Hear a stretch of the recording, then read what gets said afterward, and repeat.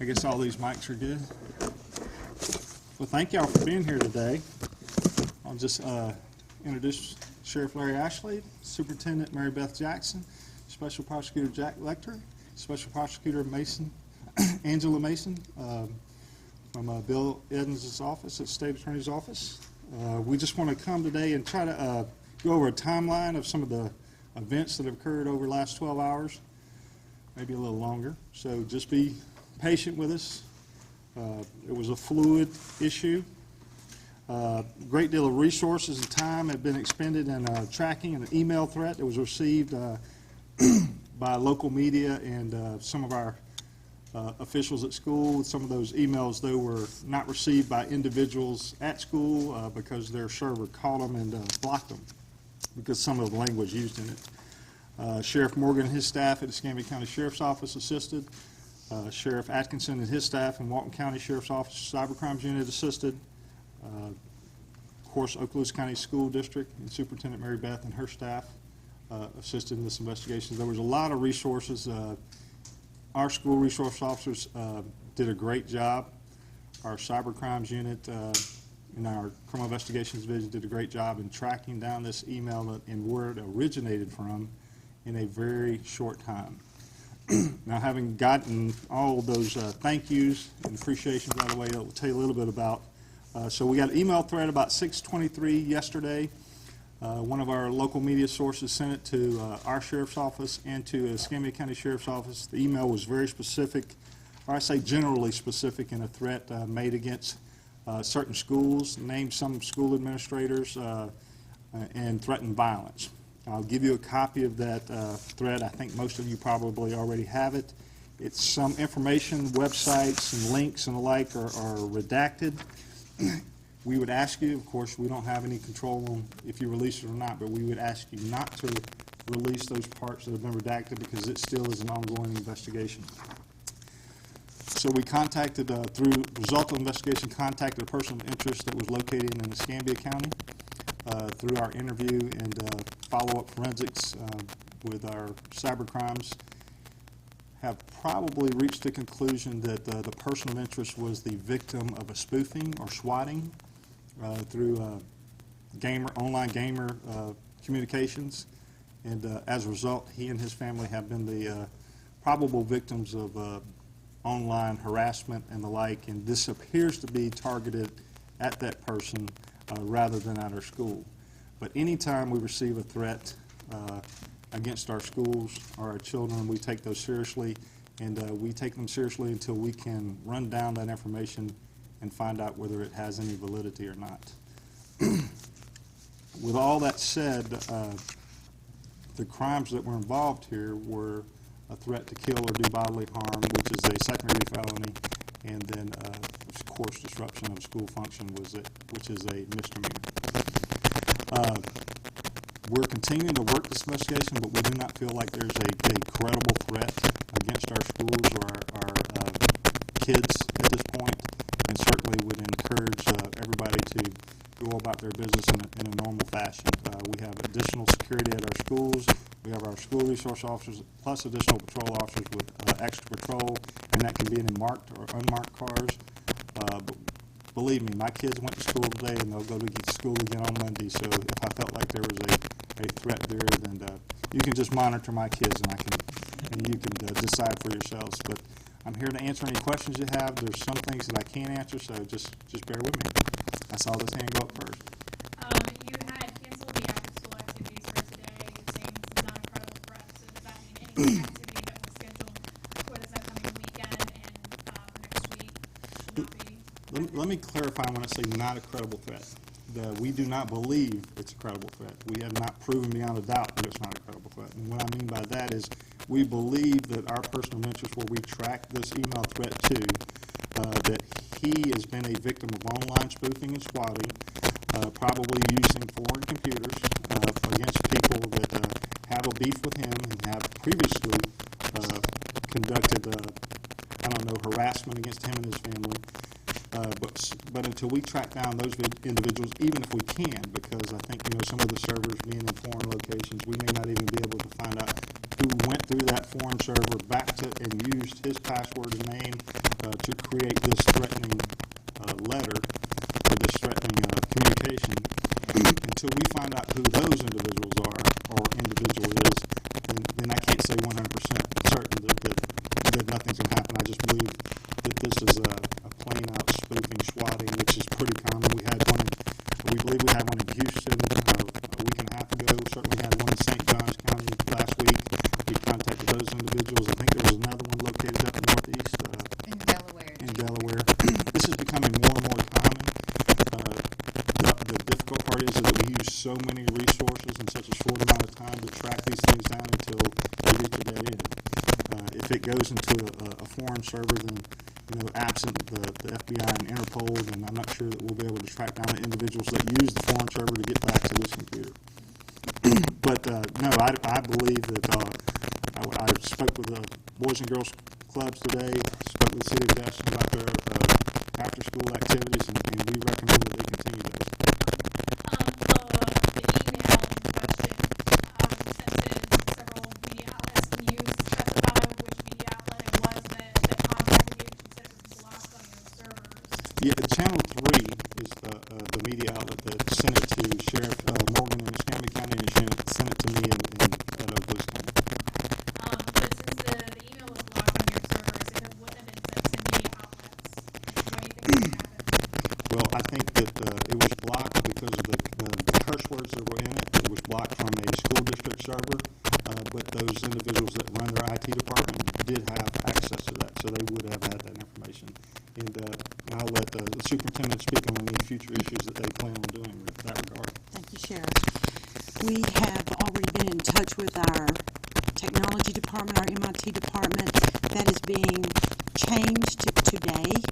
Our MIS and IT guys could receive that and did receive that. However, our principals in our schools, inside our schools, we have filters so that language that is not appropriate for children does not make it into the school. So at this moment, this very moment, our folks are working on that right now. And if I can say, along with the sheriff, thank you to all of those that worked so hard today to help us keep our kids safe. This is not something we like to deal with. This is not something that I like to wake up to or hear, but I want to commend the sheriff's office. By 7 o'clock last night, I was called at home. We called our senior staff together. We began formulating a plan. We contacted all of our principals. They had a plan going forward. They knew what they needed to do in the morning. We also called every parent at 6:35 this morning and let them know that school would be ongoing. However, if they chose to keep their child home today, their absences would be excused. We chose to postpone our FSA state testing today just because of the anxiety that some of our students and teachers might be feeling today. But as far as working together with the Sheriff's Department, this has been good work because I listen to them, and then we make decisions based on law enforcement and the most credible information we have. And once parents read this email, they will have a clearer understanding of why we made the decisions we made. Some parents were kind of upset that they didn't get that call until 6:30 this morning. Their child was either getting ready to get on that bus or already on the bus this morning. Can you kind of just make some sort of clarification statement as to maybe why that decision was made? We were on the phone with each other last night till 12 o'clock. We were waiting for more information. Nothing had been confirmed. The threat was not actually for today. It was for Monday. And for that reason, we chose to go a very modified lockdown process with our students. We wanted parents to know, and when that call goes out at 6:30, we felt that was 30 minutes before any school start time. Now, some students get to school very early in the morning, I know that, and maybe they were missed, and I do apologize for that inconvenience. However, I didn't want to panic people quickly and unnecessarily. I was hoping this thing could be resolved before this morning. And That was the information that we were getting, that they were working very hard on this and were feeling good about it. But that's a good question. And to parents, we are sorry that you were inconvenienced, but we did what we felt was the right thing to do for your children, and I stand behind that decision. For the past couple of years, 2 or 3 years, we've actually had resource officers in the schools. How important of a role did that actually play, especially since we've had the sheriff's department bring additional people, but the first line of defense being able to have them there? Tell me about that. It is absolutely essential, in my opinion. A few years ago, Sheriff Ashley and I decided to put SROs in all schools, including our elementary schools. The call I received last night was from Gary Venuti. Gary is our number one contact. Of course, the sheriff has called me 2 or 3 times as well. But I knew that when those children got to school this morning, that SRO had already been briefed. He already knew what was going on, and we all knew that there would be additional patrols and people in our schools. I do not ever want to be in a position that I do not have SROs in our schools in Okaloosa County. Since the threat was specified for Monday and it's believed to be a credible threat, will there be anything that parents will notice or that the district or the sheriff's office will be doing to ensure that these students will continue to stay safe? Yes, we'll continue to have extra patrols at every one of our schools, and some will be readily visible, some will not be readily visible.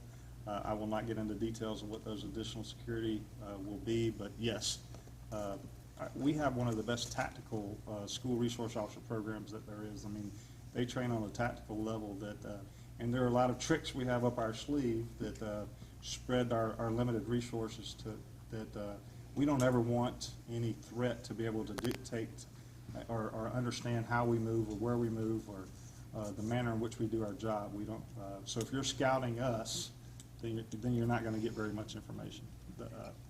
Also, may I add to that? We also took measures at all of our schools. Our students did not go out for PE. They did not go out for recess. We kept students within the building. We took other measures that, again, we can't share either, but we feel like our measures in conjunction with the sheriff's measures and the things that we knew they were doing, I felt good about our students coming to school today. I think your question's about Monday. We are telling parents, we are going to have school on Monday. However, if you feel uncomfortable with your child coming to school on Monday, you may certainly keep your child at home, and this will not count against them in any way. Just let me add to that. Again, I go back to the swatting and the spoofing.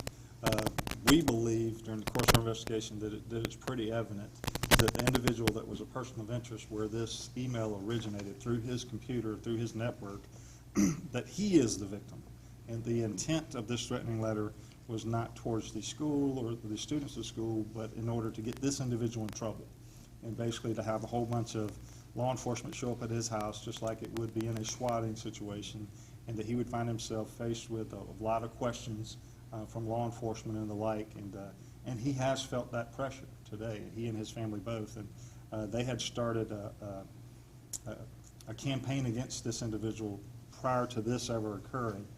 They have already sought legal advice on how to combat the libel and slander that had been committed against them prior to this incident.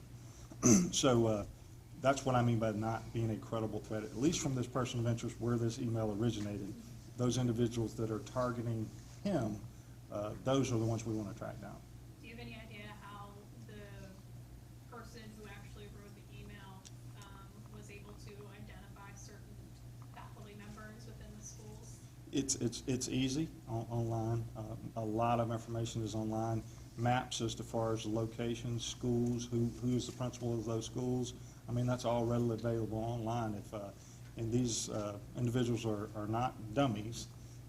I can go and basically look at the Okaloosa County School District and tell you who every principal is, and I can pull up a map of where that school is and tell you what the outline area looks like just via Google Maps. But their target was this individual. not necessarily, and they use some very vile language and very specific language. It appears in most of the schools around Niceville were the ones that they were discussing. This individual's information is online, basically his life story. They pull that information from his site, and they are targeting him. All that said, there's social media does a lot of good, but it also does a lot of harm. And if we make all our decisions based off the rumor mongering and the speculation and the like that goes on social media, I'm not sure that we'll ever get to go anywhere or do anything. I'm not going to let social media and the rumor mill dictate to me, where I go and why I go there. There are credible sources of information, our established news media, law enforcement, state attorney's office, superintendent's office, the school district. But if you start listening to the rumors on social media, and I heard this and I heard that, then you're asking for trouble, and you may not be able to go outside your house. Can you kind of talk about if the victim was any way connected to the Okaloosa County Schools as to maybe why the suspect chose to? He was a former student at one of our Niceville schools years ago. Question for you. You handled this pretty quickly between all the other. I can't say enough good things about our investigators. They tracked it down quick. Yeah, I mean, what did it take for everybody between Escambia and everybody, collaboratively to actually pull this off in such a quick effort? Well, I can tell you that it came in at about 6:30. We started at about 7, and they had identified the person of interest around midnight. They set up, maybe a little after, set up surveillance, waited. Of course, our prosecutors came in. They were with us the whole time, and do we have enough probable cause? Do we have, for search warrants and searching, do we have enough probable cause to make an arrest? And so going through all those things, decided that, a knock and talk was probably the best way to go. Knocked on his door, interviewed him. He was cooperative. Through him and his family and his attorney, I learned a lot of information which helped clarify a lot of the concerns and questions we had. It is still an ongoing investigation, but we feel confident that he's probably, again I go probably, there's nothing for certain in this world, but he's probably the victim of spoofing and swatting. But again, I can't say enough good things about the cyber unit in Walton County, Escambia County, and especially Okaloosa County, and our school resource officers and our school officials. Our superintendent, her staff. I dropped my youngest son off at middle school this morning, and the teachers were, Sheriff, we got this, Sheriff, we got this. And I would tell you what, I don't want to make any of them teachers, I don't want to come between them and their students. Because this happened in Okaloosa County, and is this the first time this has ever happened here in Okaloosa County? If it is, first time it's happened at this school. We've had a couple of swatting incidents where they used the gamer online, whether it's PlayStation or Xbox or like, communications to call our DISH 911 and claim that people were being kidnapped or claim that people were being held at gunpoint. And of course, we call out our SWAT teams and SRTs and negotiators, and they all converge on this location where this report's been made that this is occurring. Yes, that has happened a couple of times. This appears to be a newer version of it that's happening around, at least in the southeast. Can you elaborate on the type of game or the type of platform that We this could, victim but was we being don't targeted want on? to I until. mean, was it like an online game on the computer, or was it, because children have PlayStations and Xboxes. Could they eventually be targets for this kind of thing? Something These are parents can look out for? a little more complicated than that. Virtual networks, virtual servers, that where I can basically pretend like I'm you through a third-party server. So if I have enough information about you, enough passwords and identifying information, I can go through whatever server you're using, enter data on that server, which broadcasts it elsewhere, but I do it through your computer. And so that's what firewalls are for. That's what that are used to keep people out of your computer. So these hackers find back doors or ports that they can get into your computer with and act like they're you. They speak like you, and it tracks back to your computer. But just on one side of it. The other side, again, we know that this came from his computer to local media and school district, but how it got into the server to get to his computer to the local media is through another server. So how it got there would be the more difficult part to track, because that server is not in our country. Sheriff, you said you were, the family was contemplating taking some legal action. They have already taken legal action trying to clear the libel and the slander that has been committed against them prior to this incident. So do they know? Is that They do not know. Basically, what they're trying to do is clear up their name in the online world, where pictures of them have been posted, bad things said about them, and the like, being accusatory towards the person of interest and his family. Do they have any thoughts about him? They don't. They don't have any specific suspects that they could give us as to who might be doing this. There are, whenever you visit some of these websites and you get viewed as competition, then if you're viewed as competition, they may want to take action to discredit you, to demean you, or the like. And it looks like that's what's happened. Again, this is all probabilities. The school district, by the way, going through this, are you guys going to come up with some kind of training or something for your teachers? I mean, what's next, especially to educate the students to make sure that they don't do this? That's an excellent question. As early as probably 9 o'clock this morning, we were going through our checklist and looking at this, we did this, what could we have included, what could we exclude next time to expedite the process. Of course, we don't share what our procedures are and our lockdown and safety procedures and heightened safety procedures that we have. But yes, this morning, very early, we were looking at what we did and what we could do to improve. And I want to go back to something that the sheriff said about social media. We make decisions as a school district based on credible information from the sheriff's office and law enforcement. Not everyone will agree with the decisions we make, but we make decisions not based on hearsay or speculation, but on information and credible information that we receive from the folks who are the experts.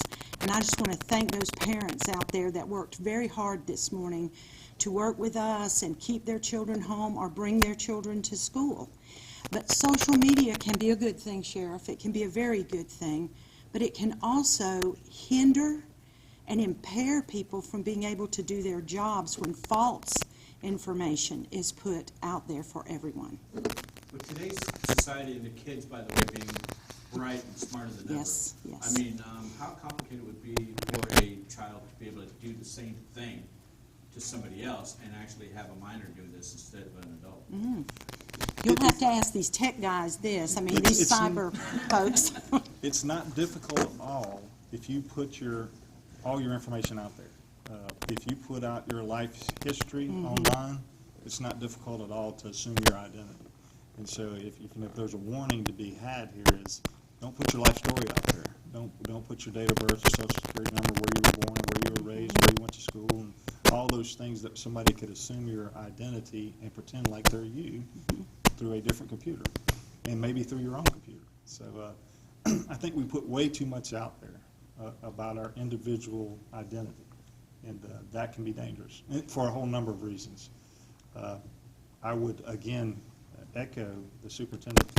We prolong the anxiety, we prolong the investigations when we speculate on what's happening. Believe me, I don't know of any decent human being that would put our children in danger. So we have to ask for our parents' trust, our citizens' trust, and when people speculate on what's happening or not happening, that without having that information, it delays and it causes anxiety that's undue. We had a threat, we had to take it seriously. It's, when you close schools down or when you don't close schools down. If we were to close schools down every time we had a threat, you remember the days when bomb threats were made. A lot of times bomb threats were made at a school, so all the resources would go to the school, and then they robbed a bank down the street. And the reason we closed all schools, even though this was specifically targeted towards Niceville schools, is because you don't know if that's a ruse. You don't know if that is some way to dispel or take your resources elsewhere. These things are aggravating, frustrating, time-consuming, resource-consuming, but you have to treat them like they're real until you find out they're not.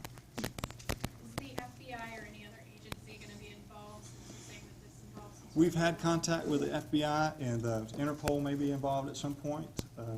If, we have a treaty with a foreign country where this server is located, if there's enough victims, if there's, they have a threshold. Anytime you start dealing with identity issues or threats made, is it considered a terrorist threat? Those type of things.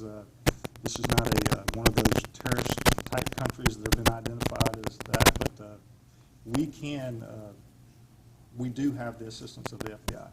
Now, whether that we'll receive cooperation through Interpol or through the foreign country is yet to be determined, if they even decide that it's worthy of the effort to try to track it down.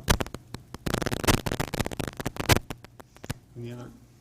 This might be a question for the state attorney's office. What type of charges could this kind of crime lead to? I mean, obviously you have somebody impersonating someone else, you have threats made against schools. The two charges that we were looking at this morning are written threat to kill or do bodily harm, which is a second-degree felony that the sheriff mentioned earlier, and then also the disruption of a school function, which is a misdemeanor. Has there been any success in tracking down people responsible for gaming other things? Swatting, yes, through the gaming consoles and like. This new version through virtual networks, we haven't made contact yet with the Houston incident. We got contact with St. John's. They had an incident last week similar. They have not been able to track down. And then I'm not sure about the one up in northeast of the country, whether they've been able to track. But we've reached out to all of them to see if they've had any success. It may actually be that we don't have the ability to track it down. If this virtual server is, we'll say the Netherlands, if it's located there, who put the information into that server, which then directed it to this person of interest, his network, and basically assumed his identity in writing this. So again, our belief is the individual or individuals that did that were targeting that individual and not the school. But can we track it down? That's yet to be determined. Any other questions? Well, thank you all for covering you. this, and we just wanted to dispel